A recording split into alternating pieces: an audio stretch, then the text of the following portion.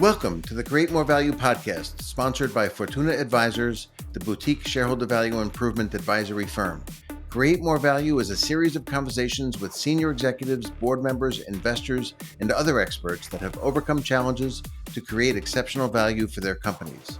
There are many ways to drive value, so we cover a wide range of topics.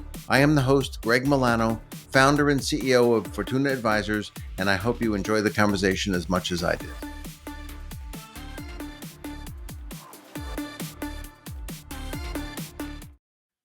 I'd like to welcome Anna Catalano. Thank you, Anna, for joining me on our Fortuna Advisors podcast, Create More Value. Thank you. Great to be here. Anna manages an active board portfolio, serving as an independent director for public and private corporations and not-for-profit organizations. Her corporate experience spans 40 plus years, starting with an executive career that spanned 3 continents in marketing, retail operations, and international business development at Amoco and subsequently BP. She also has over 2 decades of service on public boards across multiple industries, including consumer services, consumer products, insurance, chemical manufacturing, and energy. She's an expert on the topics of board governance and leadership, and she advises boards and CEOs on the importance of courage, authenticity, and inclusivity in driving accountability and performance through strong governance and creating cultures where people feel empowered, valued, and inspired. Also, I must tell you that Anna and I share one important alignment. We both support Liverpool in the English Premier League. Thank you for joining this episode of Create More Value, Anna. You'll never walk alone. One of the biggest and hardest to deal with challenges companies face is disruption. How is it that companies leave themselves open to being disrupted, often by startups or those outside their industry altogether? Greg, that's a great question. And the business landscape is littered with companies, names of companies that have been phenomenally successful and then all of a sudden find themselves, being used in the past tense. I think one of the greatest challenges companies actually have is their own success. There are many, many companies that are tremendously successful in creating a business and creating a business structure, creating a very, very powerful brand that end up, I think, falling into what I call the danger of incrementalizing themselves. And, this is part of it's driven by the talent that they have, what people have done for their careers that have made them tremendously successful. Part of it's also done because there is a drive for meeting short-term targets, meeting quarterly investor expectations. And as a result, I think they fall into the trap often of let's keep doing what we're doing a little bit better. People are expecting that. Let's grow our business in another geography. Let's do a safe adjacency. Let's incrementalize and keep this large monolithic ship moving forward. And for many companies, that works for a long time. But with the advent of technology now, I think that it's very important for companies to be able to have very good peripheral vision, see what has happened to other industries, and imagine what might happen to them. And I think that's a real tough thing for successful companies to do. Yeah, I think it is tough because it's easy to just be satisfied when things are going well. I worked at the company Grumman Corporation before it merged with Northrop, and there was a sign on walls all over the place that said, "The name Grumman on an aircraft is like the word sterling on silver," which was a quote of an admiral like in the 50s. And Wow. they were very full of themselves, and or we were. And eventually, it really led to a downfall. I mean, how do you spark that willingness to kind of disrupt yourself almost? Well, I think that a lot of this conversation needs to begin at the board level. Because that's where you get legitimate outside perspective, where people are actually there because they have had different experience, they have had success potentially in other industries, and their job is to challenge and to pressure test the strategy. Hmm. The leadership of organizations, no doubt, and very important to report. Here's how we've been doing. Here's what we're going to do to continue to improve. I think that external, outside perspective and voice being done in a very constructive way is paramount Mhm. to beginning this conversation about what could possibly happen to us. So, I think the board plays a huge role in pressure testing strategy, in asking the what if, what could happen, have we thought about, how are we prepared for those kinds of questions that need to happen with with very very smart executives. Yeah, I guess that's one of the big differences with modern boards. I think 20 or 30 years ago, boards would have been more hesitant to challenge management in such a way, but that's good. I agree. You shared with me in a prior conversation that board discussions about risk are usually only about what can go wrong. I mean, how does this happen, and what else should they be worrying about? Well, I think it's very related to this topic we're talking about. Risk is a topic that I would say, you know, 30, 40 years ago on boards was only about financial risk. And that's in an era where business moved slower. Change was not nearly as dramatic as it is today. When we talk about risk, we oftentimes think about what can go wrong. The word itself is all about what could go wrong. And so as companies think about setting up risk committees on boards, oftentimes there's the question of where should risk sit? Um, in some cases, few cases, there are actually separate risk committees. And Hmm. I actually think that's good Hmm. because they're forced to think about all the different parts of risk. Yeah. In many cases, risk falls into the audit committee. And historically, this made a lot of sense because of the financial nature of risk. I think that when it is on audit committee, it is very important that they think about risk other than financial. I think that happens on an exception basis, but I think it's very very important. Risk should also include topics like: do we have the talent that it takes to move us forward? Hmm. Do we have the technology architecture set up in a way that mitigates um, cyber risk issues? But very importantly, it's important for board directors to consider: what is the risk of missing something big? What is the risk of something happening to us that could actually change our whole business model? Hmm. And I think that that is, if it doesn't happen in the risk committee, it obviously should happen at the full board. But I think how we think about risk needs to change, and then decide on: does that belong in the conversation where we currently have a risk group, or does it belong in a more fulsome conversation that the board has?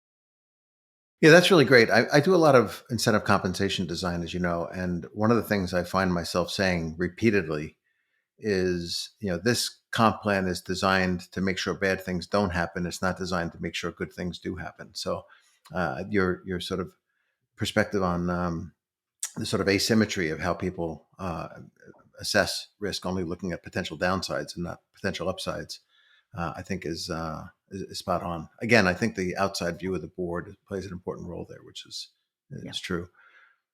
What do you, in order to get a board that really challenges management and um, creates an environment where there's constructive dialogue that's not just linear along the lines that management always wants to take it on, what do you feel is the ideal board makeup? What types of backgrounds should people have? What kind of tenure is appropriate to make sure they don't become stale? I know you've thought a lot about this. What is the ideal board makeup? Yeah, thanks. Board makeup is one of the most important topics I think that's going around in the board governance conversation these days, and that's because a lot of different people are weighing in on what that should look like.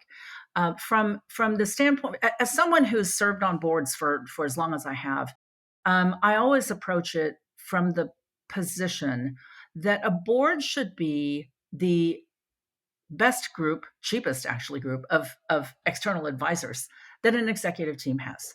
And board directors represent people who have a stake in the company. Mhm. We represent the investors who can't be in the room. We oversee how capital is managed, things like that. We also represent a lot of other voices that can't be in the room, whether that's Mhm. customers, employees, communities, all kinds of stakeholders. But to me, the most important thing that a board does is it helps the executives think about: are we doing the right things are we doing them in the right way?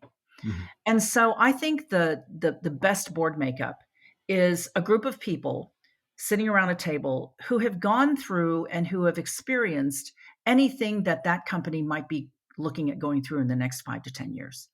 And so as you look around the table, I think it's important to have industry knowledge. I think that's very, very Mhm. important.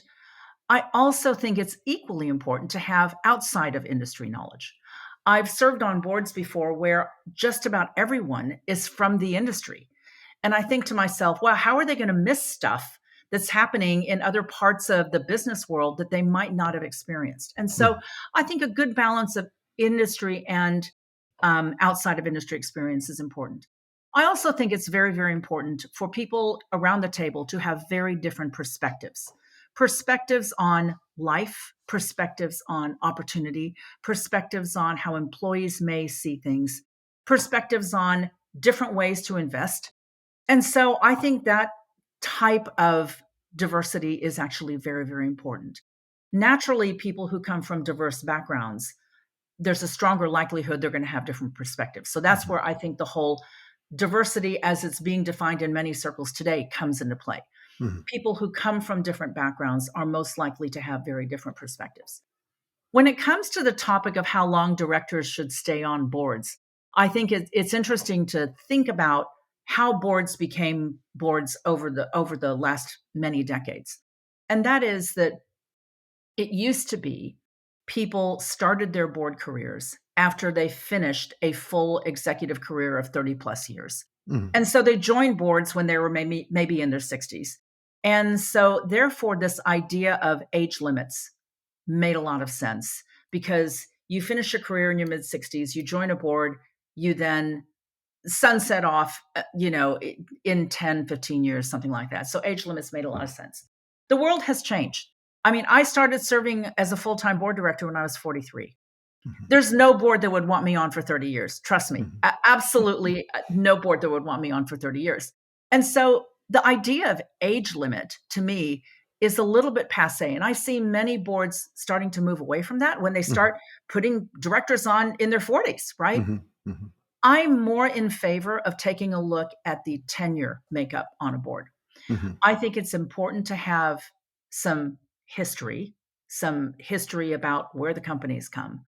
But I think it's equally important to have new ideas and fresh perspectives. And so I tend to favor a board makeup that looks like kind of a third, a third, a third. Mhm. One third less than 5 years, one third between 5 and 10, one third over 10 years of experience. That to me feels like a good balance.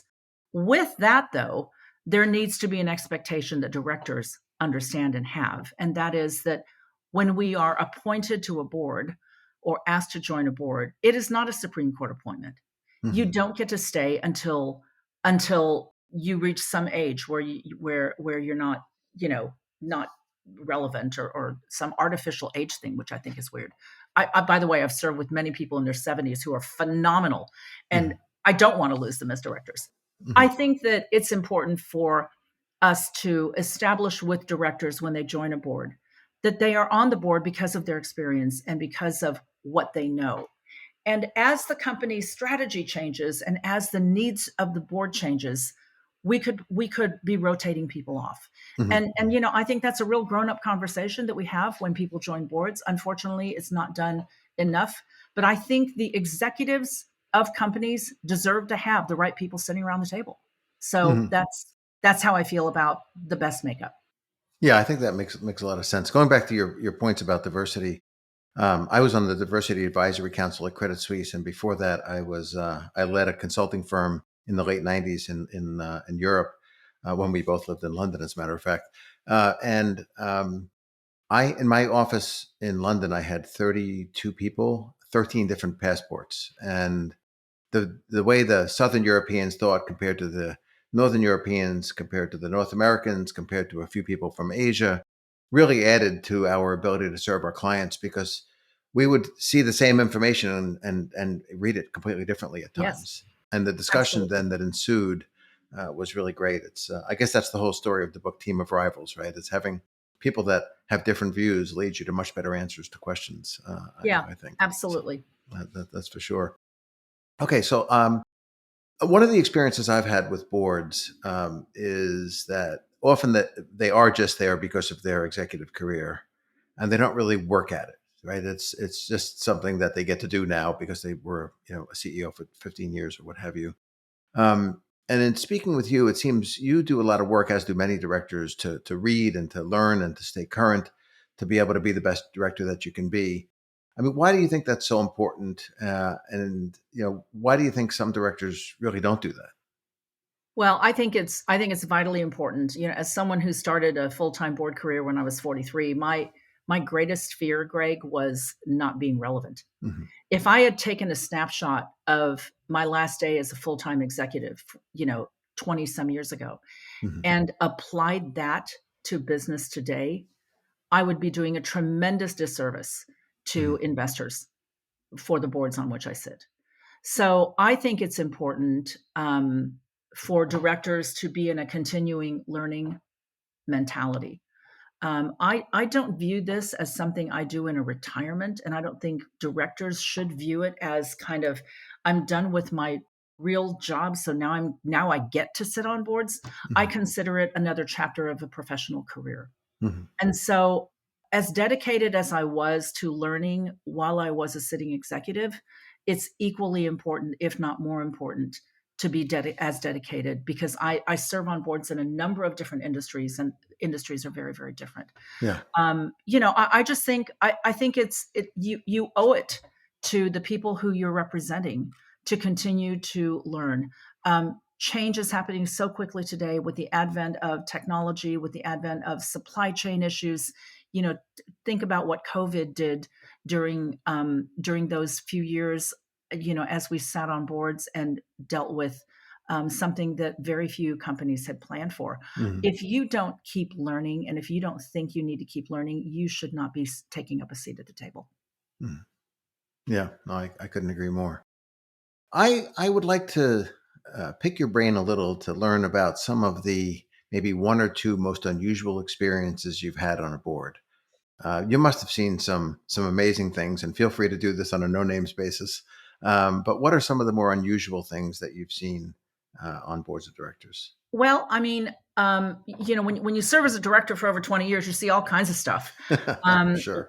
Probably one of the most unusual things that I saw was a CEO giving us 2 weeks' notice, essentially, and saying, I'm leaving. That to me was tremendously unusual, and in many ways, I think rather irresponsible. But that's just that's how I feel. I mean, I think sometimes there are personal reasons, obviously, why somebody has to step down, and I get that. Um, the thing that was wonderful about it was this is when you're grateful you have a wonderful board, Mhm. and in this particular case, we had a wonderful board that really stepped up. Everyone stepped up, and we handled it. So that was one thing that was unusual. The other thing that was unusual was experience with an activist on one of my boards, and it was unusual because first of all, it was new to me. It was the first Mhm. first time I went through it, but it was unusual in that my expectations were that it was going to be absolutely awful Mhm. because of the reputation we have about activism in this world. But Mhm. actually, we invited the individual to join the board, and he was actually a great board director. Mhm. Did we differ on opinions about timing, things like that? Well, sure we did, but very bright, very studied in terms of really understanding our industry. And Mhm. so that was a unusual and wonderful learning experience for me, having gone through something like that. So yeah, it's great. Been through a lot of M&A, a lot of mergers, some successful, some not so successful, but it's been a wonderful experience. Yeah, I'm sure. I'm sure it's great. So you're a co-founder of the World Innovation Network. Can you share a little bit about what that's about? It just sounds so exciting. Maybe more people should be involved. Yeah, many years ago, there were a few of us that got involved with what was originally called the Kellogg Innovation Network because it was associated with Northwestern University Hmm. Business School, and it has morphed into some different things. I'm less involved now than I was in the past, but when we initially started it, I loved the idea because it was the idea that innovation really only happens if you talk to very different kinds of people. Hmm. if you always talk to the same kinds of people, which many people in large corporations do, if you think about it, Mhm. we, even though it's a big company, I always say the bigger the company, the smaller the world, Mhm. because it's very easy to keep talking to people who are trained like you, who think like you, who are potentially in the same industries, who use the same consultants, all that. But when you start really wanting to innovate, it's Mhm. important to talk with people in what I call different orbits. Mhm. And when I left the corporate world and started doing board work, and got involved with this, I suddenly realized there were populations of people I would never have come in contact with because we were in totally different orbits and the orbits didn't intersect. So Mhm. I was in a corporate orbit. There are people in military orbit. There are people in academic orbit. There are people in the arts. And what we did with this innovation group is we pulled together people from many, many different orbits and created very unlikely collaborative opportunities. Mhm. And to me, that's the crux of innovation.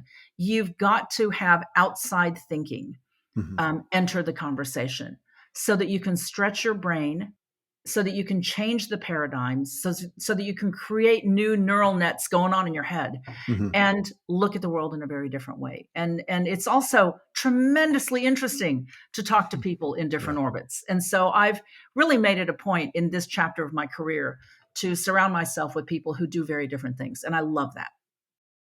I think that's really great. I'm going to wrap up with just one last question, and I'd be remiss if I didn't ask this question. I mean, you're an incredible role model for young women looking to make it in corporate leadership positions.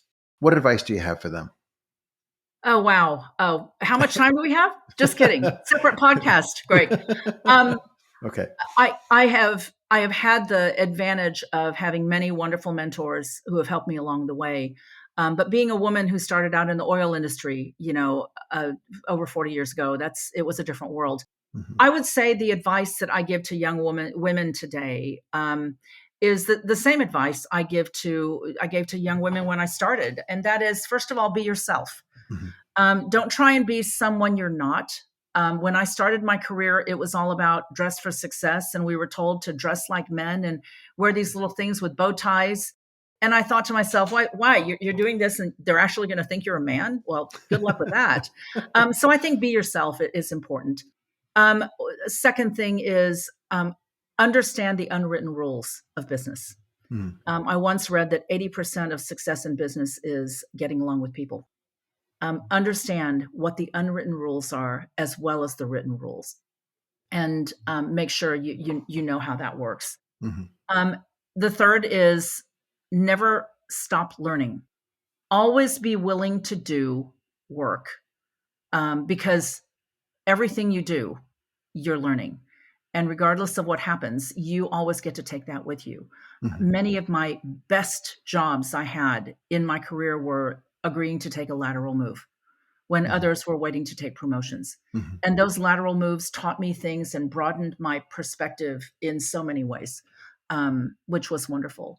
And then the final one is advocate for yourself and advocate for others. Mhm. um, don't be bashful. If you feel like you're not getting recognized, if you feel like things are unfair, advocate for yourself, but make sure you have a leg to stand on. Mhm. Don't just go out there and whine and complain, but advocate for yourself. And when you do get to the point where you can help others, by all means, help bring others along. So it's been a wonderful journey for me. I continue to try and do as much as I can to help women build confidence in the business world, and have been thrilled to see the results that I've seen in the last 20 some years.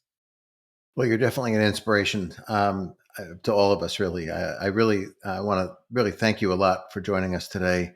We've been speaking with Anna Catalano. Thank you, Anna, for joining us and discussing all these wonderful topics. Your insights are really, really helpful. Thank you so much, Greg. Really appreciate it. You have been listening to Create More Value, sponsored by Fortuna Advisors, and I am your host, Greg Milano, founder and CEO of Fortuna Advisors. I hope you have enjoyed this episode. Fortuna Advisors helps companies with strategy, capital deployment, business management, corporate culture, and incentive compensation, all aimed at driving top quartile total shareholder return and the equivalent for private companies. To learn more, contact us at info@fortuna-advisors.com.